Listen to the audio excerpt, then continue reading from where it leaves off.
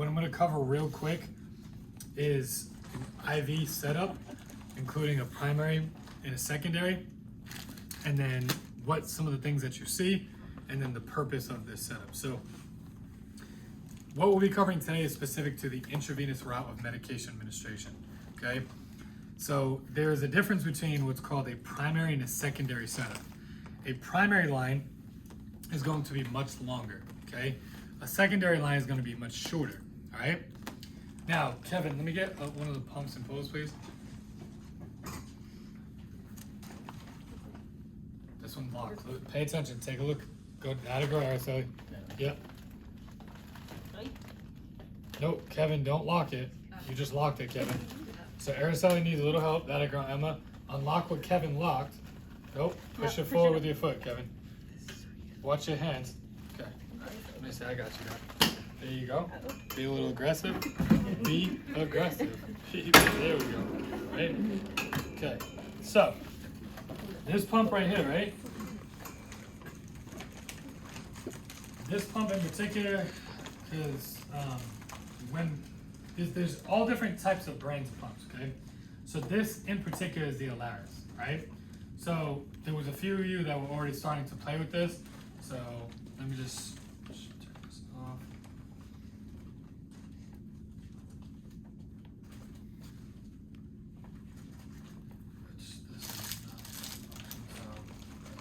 So just hold this real quick. So this is the Alaris pump, right? I'll just leave it on for now. This Alaris pump is a modular-based system. Different facilities are going to have contracts with different pump brands, okay? So the Alaris is a modular system that modulates horizontally, okay? BD is another type of pump that modulates vertically, okay? So these modules, they slide on the side. Can everybody see that? Mm-hmm. So it comes on here, and then this specific is to a PCA, and it modulates here. So the brain is what's in the middle, okay? So the brain is the main function, and then the modules that connect onto it will allow you to run separate lines, okay? The BD pump that I'm used to, it works vertically, right?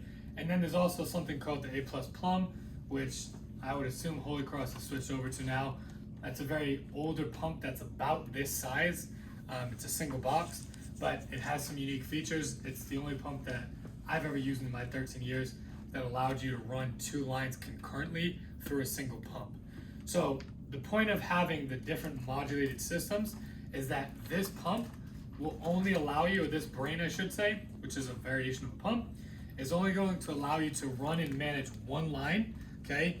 And then potentially, or it should allow you to function that line with a secondary program as well, okay?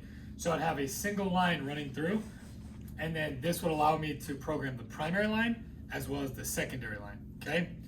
Now, if I needed to run more than that, right, or I had to run something concurrently, that's when I would have to begin to set up my modules, okay? But let's go back a little bit, and then let's talk about the lines and then their purposes.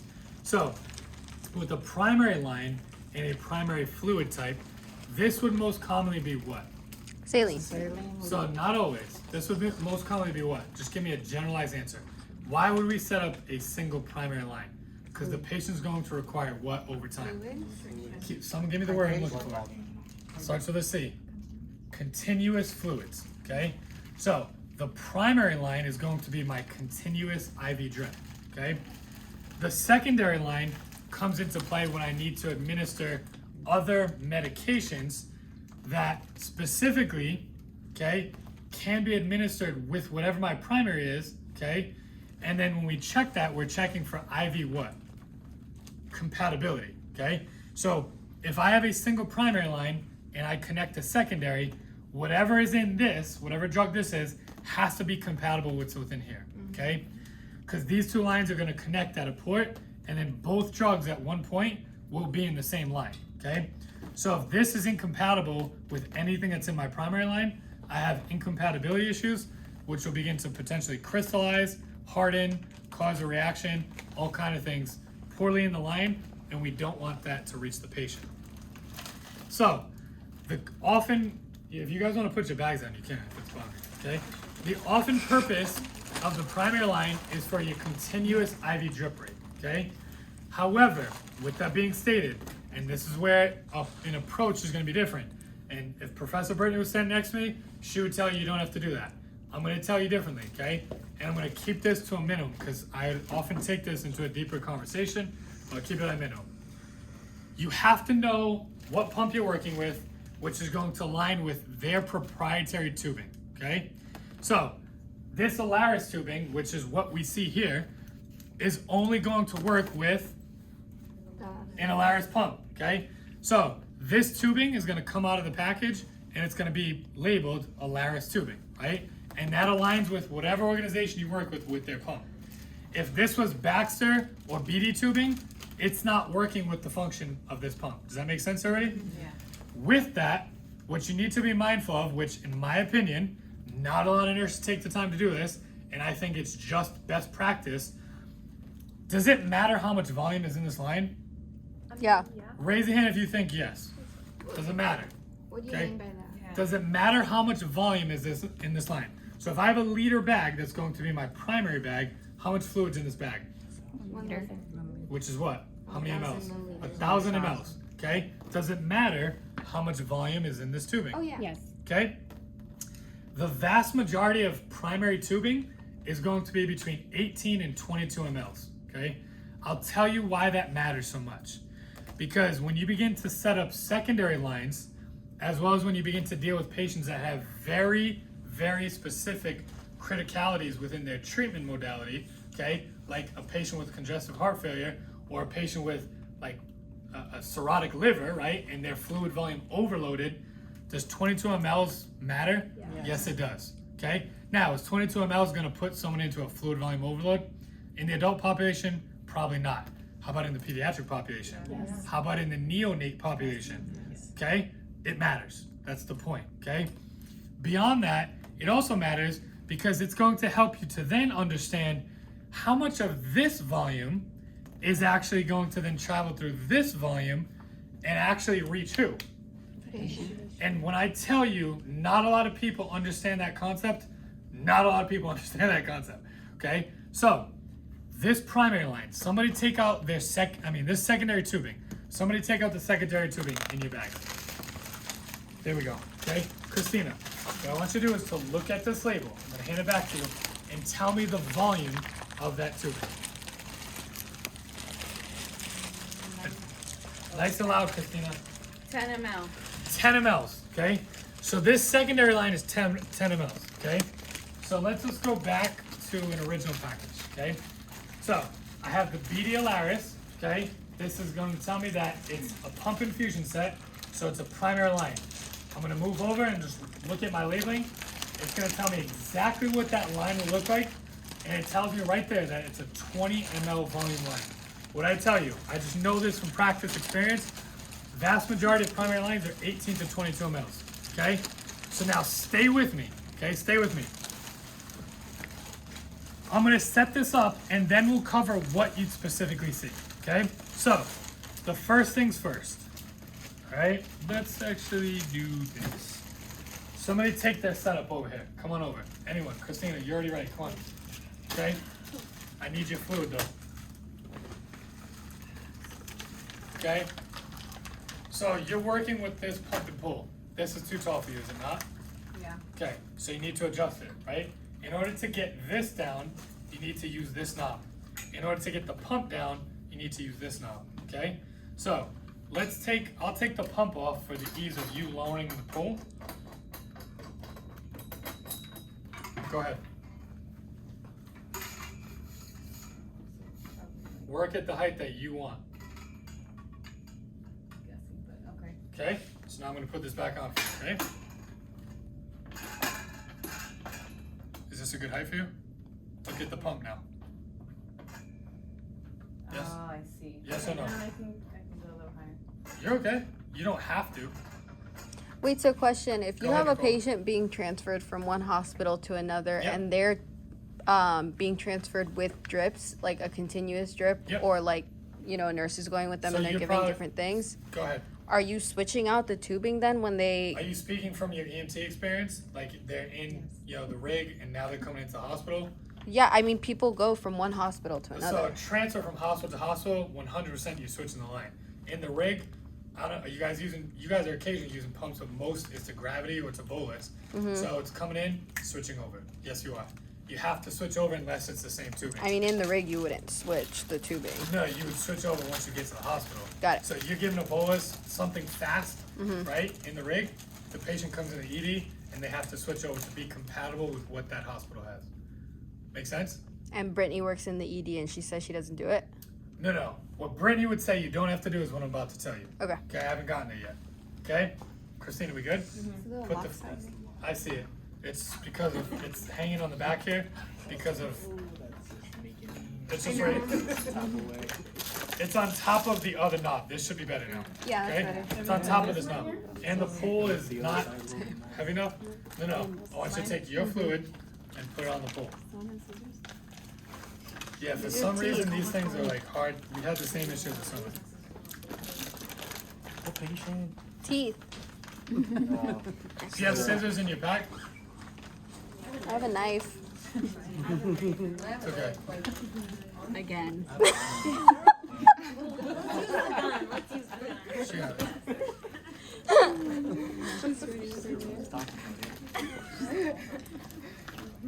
Are you an overbuilder?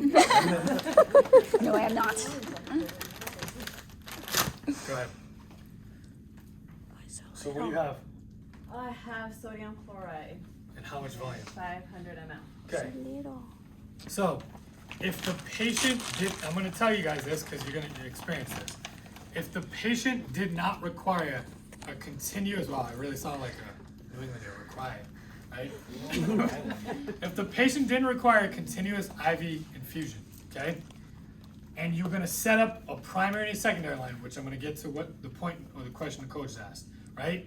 Do I always need to grab a full liter bag just to set up a primary line? Yes or no? No. No, right? As long as I have enough volume to get through the line, right? That's all I need.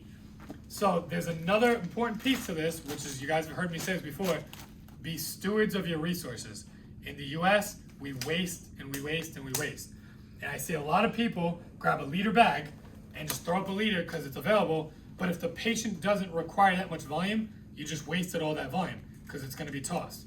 So only set up your primary for what you need. So I might not even want to use a 500. I might go to a 250, okay? A 100 is a little small, so I personally, in my practice, would always look for 250s. The problem is, most manufacturers are typically low stocked or out of par in the 250. It's not something commonly ordered. You'll most commonly see a 500 and 1,000. You may occasionally see the 250s. Is that from our doctor's order or just? No, Okay. that's your decision making as a nurse. Great question, Genevieve, okay? So I'd go into the med room and I would pick exactly what I need, okay? So if I had an order to give an IV piggyback, right? Let's just say an antibiotic. This is the Professor Brittany, Professor Aaron difference. I would set up a primary line as well as a secondary line. Professor Brittany in the ER, and for my ER folks, they're gonna tell you that's a waste of time. Just put the IV piggyback straight through a primary, okay? Now let's pause and cover that point. We already covered the point of volume, okay? So why would I not take that approach? I wouldn't take that approach for two reasons, but let's start with one, okay? So let's just use this as an example. This is a very common IV piggyback setup. Let's just say this is IV Zocin, which is piperacillin tazobactam, okay? So we have 100 mLs in this bag, okay? And then I have the antibiotic that needs to be reconstituted. So the way this works is I'm gonna squeeze this bag, it's gonna break the seal, but I would crack it, squeeze, this would start to flow into here. I tip, I mix, I tip, I squeeze, I tip, I mix, until I get all of this reconstituted and now mixed into this volume, okay? This is now my IV piggyback, okay? So if I was that ER nurse, which I see this, and I throw this up, and I take my 20 ml line, how much volume's in here? I already told you, how much volume? There's 100, okay? How much volume's in that primary line, okay? So, you ready? So I put this up, and now I put that line through this pump, okay? first thing I had to do is, what she's about to do is, I have to prime this line. I can use the pump to prime it. When we prime, that means I have to get the air out of the line, okay? So I can prime it to gravity over a trash can, which I hope you guys do, I do. I don't waste the time on the pump, it just takes too much time. 10 seconds matters, right? So I'm gonna prime it over the trash can or over the sink, right? So if I just primed a 100 ml bag of antibiotic, keep going, Ruth. You just lost 20. Ooh, my girl's with me, right? So does that matter? Yeah. Because if I want a patient to get the antibiotic that I just reconstituted into 100 mLs of volume, I just potentially lost 20.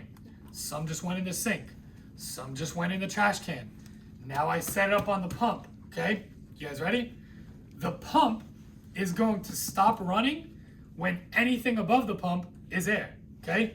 So guess what? Anything below the pump, right? Which in this case, in this line, is gonna be anything below that blue, which looks like about 3/4 of that line, isn't going into who? Okay, so let's just say that's another, we said 3/4, let's just say that's another 17.5 mLs, or in this case, it's probably a little more than 3/4. Wait. You guys with me? Can we repeat that point? Ruth is with me right now, okay?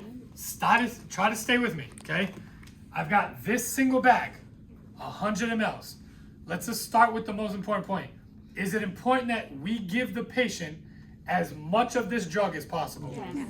Would you give a patient, if you had an oral medication, would you nip off a little bit of the oral saying, nah, I don't want you to get all this pill, right?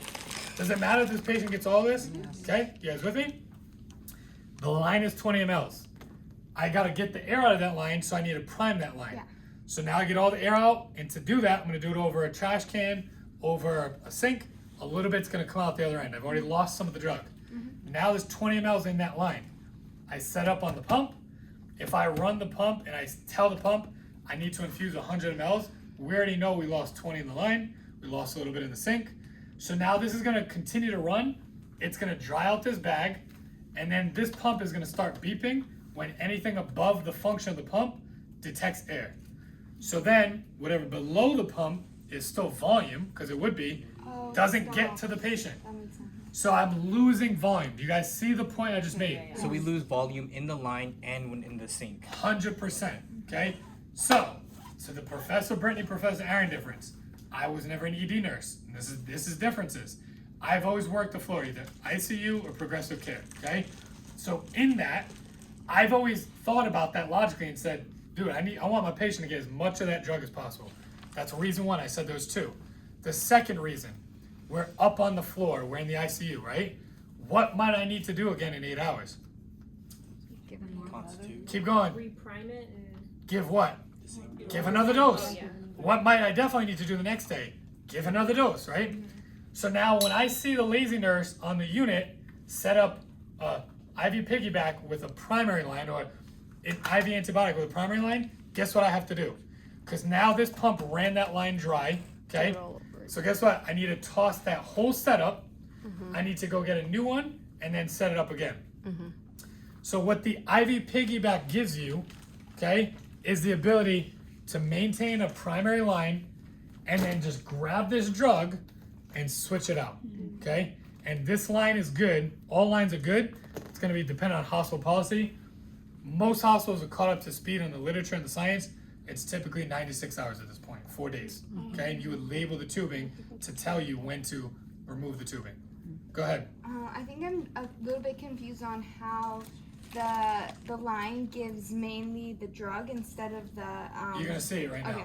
You're gonna say it right now. Also, okay? question: if Yep. someone goes from the ED up to a floor, do they switch out all the lines and saline and everything? So wouldn't that be why So, in the ED they do What it? drives me insane is this. In urgent care, I would never set this up this way because I might just be giving a single bolus. Yeah. I probably wouldn't even do this. I'll be giving something IV push, Yeah. which Zosyn can be giving IV push, right? Yeah. Over 3 to 5 minutes. You wouldn't waste these supplies, but sometimes you may need to. In an ED, you may have a patient that you triage and not get admitted, and then they're in and they're out, but they may need a single IV dose. Yeah. Okay? And then they're being converted to a peel option to go home, right? Those patients, cool. Do the setup that we just went through. Still losing drug, trust me, okay? But it's not wasting supplies.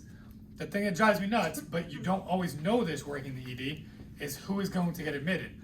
A good ED nurse is going to say, yeah, this patient's definitely getting admitted. I'm thinking proactively, I'm thinking ahead. So when this patient goes up to the floor, what am I already going to do to help Nicole up on the unit? I'm going to have my Set it up setup that ready. way. We're in the same hospital. We're all using the same pumps, Yeah. same tubing. But trust me when I tell you, you're going to see a lot of patients come out of the ED where they dried out a line, and now you got to set up the whole setup again. Okay? So Christina's going to set this up. Josh, you had a question. Yeah. So for changing out lines, you said every 4 days. Does that include primary and All second- lines. All lines. Okay. All lines. Focus on. So I just told you what the science will say right now, which is the bacterial risk of contamination is greatest over 96 hours. Most hospitals should have caught up to that. That was old literature, but practice roughly takes, believe it or not. Anyone want to take a guess? When the science changes, how many years of time does it take to get into practice? 7. 5. So who said 7? Very close. It's roughly 8 to 10 years. 8 to 10 years before new knowledge is seen in practice. Okay? Alright? So Christina's gonna set this up. I'm gonna take this out. Christina, grab your primary line first. It's right in front of you. Yep. So she's gonna prime it. Okay? And then this is what we'll practice.